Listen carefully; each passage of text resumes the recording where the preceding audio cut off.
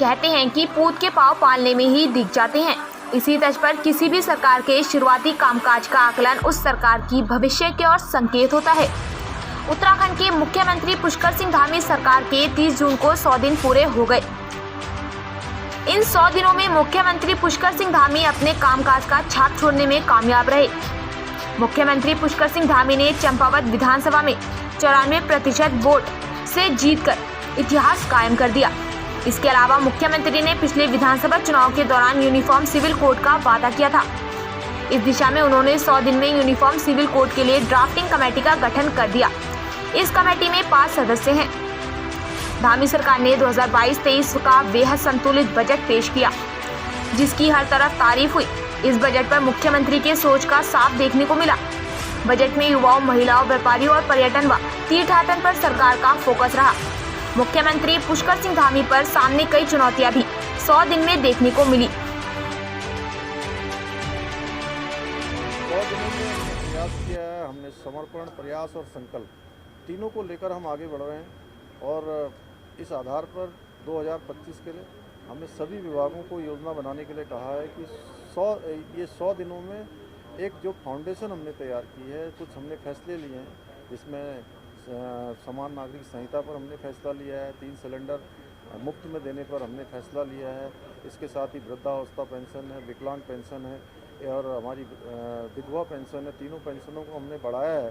साथ ही पहले परिवार में एक पेंशन मिलती थी, अब दोनों को पेंशन देने के, दोनों बुजुर्ग दंपतियों को दोनों को पेंशन देने की व्यवस्था की है। ऐसे ही इसी प्रकार से भ्रष्टाचार जो हमारे यहाँ दीमक की तरह लग गया है, उत्तराखंड पूरा पारदर्शी हो। उत्तराखंड अगर भ्रष्टाचार मुक्त होगा तो निश्चित रूप से सभी में हमारी कार्य संस्कृति भी आएगी, कार्य व्यवहार भी आएगा और तेज़ी भी आएगी। तो उसके लिए हमने सरलीकरण, समाधान और निस्तारण की जो एक हमारा मंत्र है, उस मंत्र के आधार पर हम लोगों ने आगे बढ़ने का एक फाउंडेशन तैयार किया है। उसके आधार पर हम लगातार आगे बढ़ रहे हैं। मुख्यमंत्री पुष्कर सिंह धामी के इस कार्यकाल का 100 दिन का वक्त पूरा होने जा रहा है। इसको लेकर जनता भी काफी उत्साहित नजर आ रही है। जहां एक और राजनीतिक पार्टियां इस पर राजनीति करती नजर आ रही हैं, तो वहीं आम जनता की माने तो उनका कहना है कि मुख्यमंत्री पुष्कर सिंह धामी पहले भी बेहतर काम कर रहे थे। यही वजह है कि चंपावत विधानसभा सीट पर हुए उपचुनाव में भारी बहुमत के साथ चुनाव जीत कर आए। हालांकि 100 दिन के कार्यकाल के दौरान मुख्यमंत्री पुष्कर सिंह धामी ने कई बड़े फैसले लिए हैं, जो कि जनता के हित में हैं।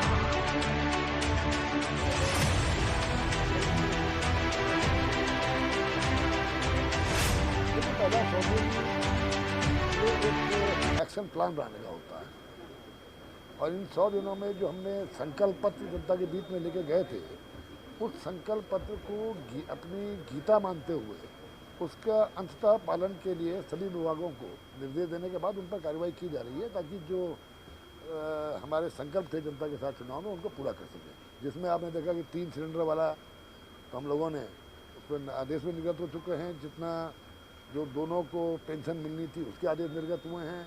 इसके अलावा जो नौकरियां देने का वादा जो हमने पिछली सरकार में किया था और विज्ञप्तियाँ जारी हुई थी, उस पर लगातार आगे कार्रवाई हो रही है और जगह जगह सिलेक्शन की तैयारियां हो रही हैं। लेकिन कुल मिलाकर के 5 साल का एक प्लान बनाने की तैयारी कि आपका वर्किंग प्लान क्या होगा, किस वर्किंग प्लान पर आप चलेंगे, उसको तकरीबन सभी विभागों ने पूरा किया और उसके क्रियान्वयन को लेकर हम काम करेंगे। जहां एक और गदरपुर से विधायक एवं पूर्व शिक्षा मंत्री अरविंद पांडे ने कहा कि इस 100 दिन के कार्यकाल के दौरान मुख्य अतिथि पुष्कर सिंह धामी की सरकार ने कई बड़े निर्णय लिए, जिसका सीधा जनता को फायदा पहुंचा। मुख्य रूप से मुख्यमंत्री पुष्कर सिंह धामी ने यूनिफॉर्म सिविल कोड मामले पर बड़ा फैसला लेते हुए न सिर्फ इसके लिए कमेटी गठित की, बल्कि 5 करोड़ रुपए की धनराशि भी जारी कर दी। इसके साथ ही जनता के लिए कई बड़ी योजनाओं की शुरुआत भी की।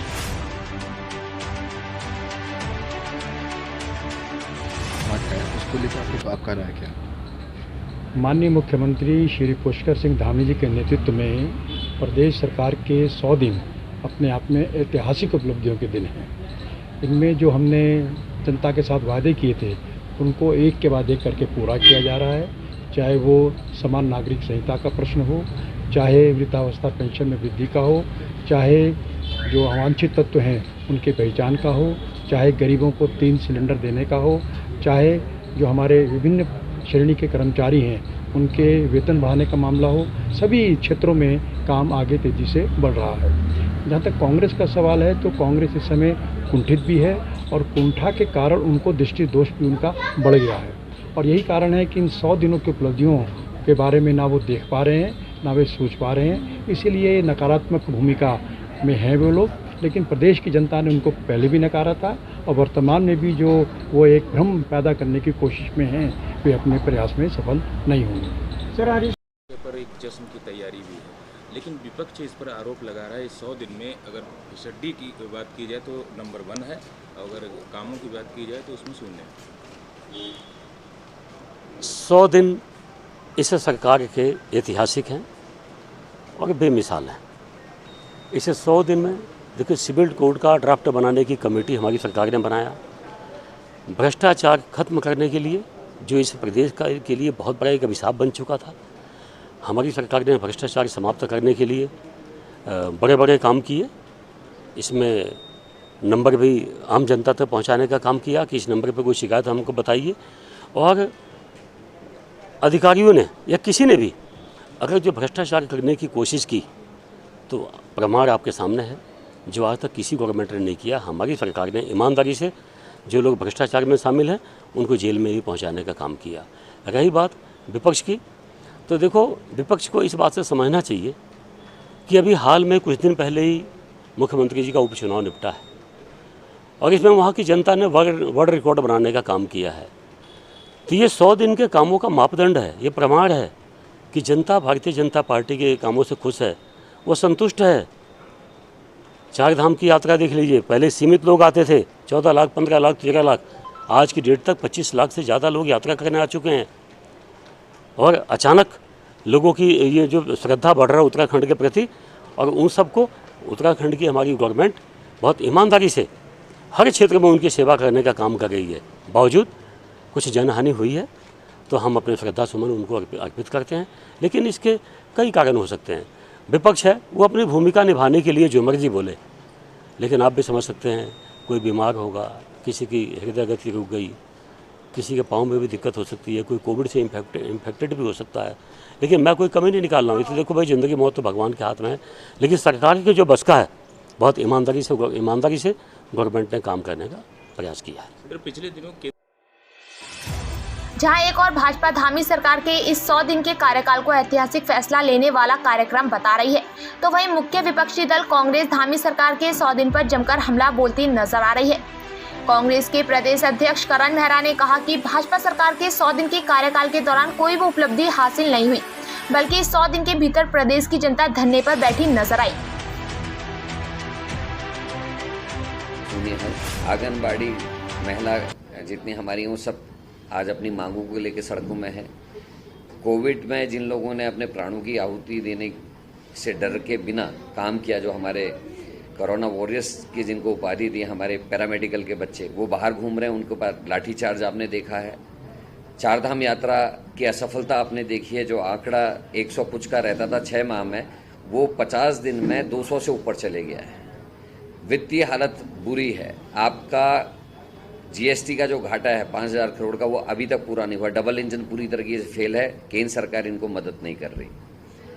2000 करोड़ का घाटे का बजट प्रस्तुत किया गया। राज्य को 105 हजार करोड़ के कर्जे में डाल दिया। एक व्यक्ति प्रति व्यक्ति 95,000 के घाटे में है, कर्जे में है। तो ये हालात है, कोई बड़ा काम नहीं दिखता। जहां तिवारी जी, हरीश रावत जी इत्यादि के समय के बड़े काम, खंडूरी जी के टाइम के बड़े काम, लेकिन इधर 5 सालों में तो कोई काम नहीं दिखाई दे रहा। केवल वादे करना और घोषणाएं करने से कोई विकास नहीं होता, कोई उसमें नंबर नहीं दिए जा सकते। अनेकों अधिकारी पकड़े जा रहे हैं भ्रष्टाचार में, 500 गुना संपत्ति। आखिर उस अधिकारी को 6 साल से परिचय किसने दिया, किसके संरक्षण में वो कमा रहा था? ये सारी चीजें ऐसी हैं जो सरकार को फेल साबित करती। सर लेकिन उत्तराखंड में मुख्यमंत्री पुष्कर सिंह धामी सरकार का 100 दिन का कार्यकाल 30 जून यानी कल पूरा होने जा रहा है। जहां एक और सरकार अपने 100 दिन के कार्यकाल का बखान कर रही है, तो वहीं दूसरी ओर कांग्रेस सरकार के 100 दिनों के कार्यकाल को फेल बता रही है।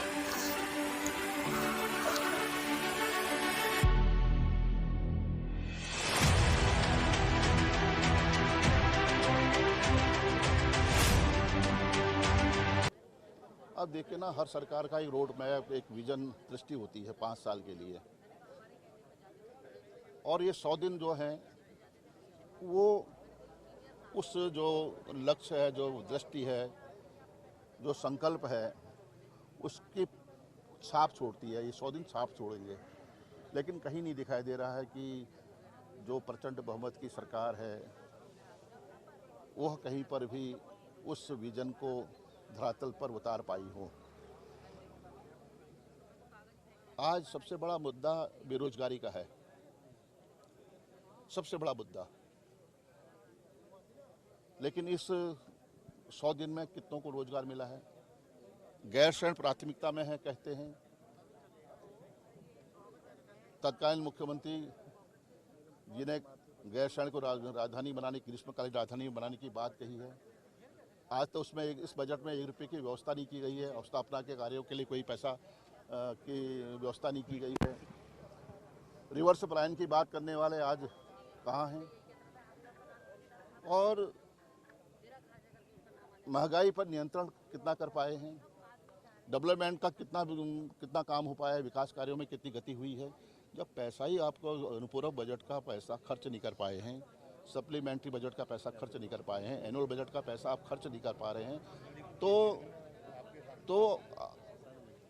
तो इस राज्य का क्या होगा, भविष्य क्या होगा, ये साफ जाहिर हो रहा है। बहुत ही निराशाजनक। अगर हम ये भी कह रहे हैं, विपक्ष में है, इसके मायने ये नहीं कि अगर राज्य सरकार बेहतर काम कर रही है तो हम उनको धन्यवाद भी देना चाहेंगे, लेकिन ऐसा अवसर ही नहीं मिल रहा हमें। हम धन्यवाद देने के चाहते हैं कि हमें धन्यवाद दें, लेकिन ऐसा अवसर ही नहीं दे रही भारतीय जनता पार्टी की सरकार। तो दुर्भाग्य है कि जनता के साथ तो धोखा है, जवानों के साथ भी धोखा करने का काम ये सरकार निरंतर करती आ रही है। मंत्री और अधिकारियों के बीच में नहीं पड़ रही है, तालमेल नहीं है, समन्वय नहीं है। माननीय मुख्यमंत्री जी को आगे आना पड़ रहा है।